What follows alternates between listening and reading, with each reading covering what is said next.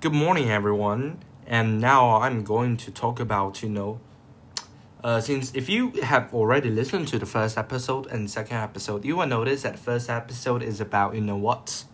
Yes, it is about economics, which is about GDP, and the second episode is about, economic, maybe combined with history combined with economic, but mostly history. And now I think around me there's a lot of people asking, so how these two subjects can be combined together and appears as a course in the university. So now I will explain it in a really detailed model, which is about also around the era of Weimar Republic, which is the model of, I've just I've just get this idea from my history teacher. She says that during Weimar Republic or just before it, the hyperinflation, exporters can gain from the market's falling exchange rate. So I literally have a question. So how exporters can gain from the market's falling exchange rate? So which way can he gain? So I set up a model. So I assume that the original exchange rate between the Weimar's currency, the Weimar's currency of mark and, the US dollar is 1/10. And now the exchange rate after the hyperinflation is around, I would say, 1 million, of course. So now we only focus on how much money exporters can get in Weimar's currency, but not consider the use of it, because if you can get 100 mark and for before the hyperinflation, and you now have 1,000, I would consider this as a kind of gain, but we do not consider how you can use this money. So now let's start it.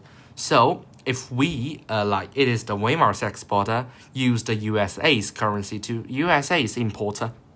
So first we need to know who paid to who. So it's the USA's importer paid to Weimar's exporter. So Weimar's exporter will receive $30, I would assume. So actually, in Weimar Republic, it is original 300 marks, but he received $30. But now if the exporter has the stock, so it will be still $30, and the original cost, yes, the marginal cost is 300. So now it is worth 30 million. So 30 million, of course, he gained. Used only just the cost of 300. So Weimar's exporter gained, and USA's importer has no effect because they only given away $30 and they got the same product. And if Weimar's exporter has no stock, so they will use the Weimar's currency 30 million to exchange $30, so it is fair enough. So it is nobody gained, nobody lost. But Weimar, now the second situation is Weimar's exporter use Weimar's currency to USA's importer. So also if Weimar's exporter has stock, so if the unit price is one setup as 30 marks, okay? So originally it was worth 30 and now they receive 30. So original cost 3, but now for USA's importer it only costs 3 of 10 times -5. So it is a gain from USA's importer, but no effect from Weimar's exporter. But if Weimar's exporter has no stock, so it made a loss, and USA's importer, of course, gained. And the other big idea is USA's exporter and to exports from Weimar's importer. So first, use USA's currency. USA's currency never change. So, the Weimar's importer first, they should pay 3 times 10/7. So in order to get the same amount of good. So actually, Weimar's importer make a loss, but USA's exporter has no effect.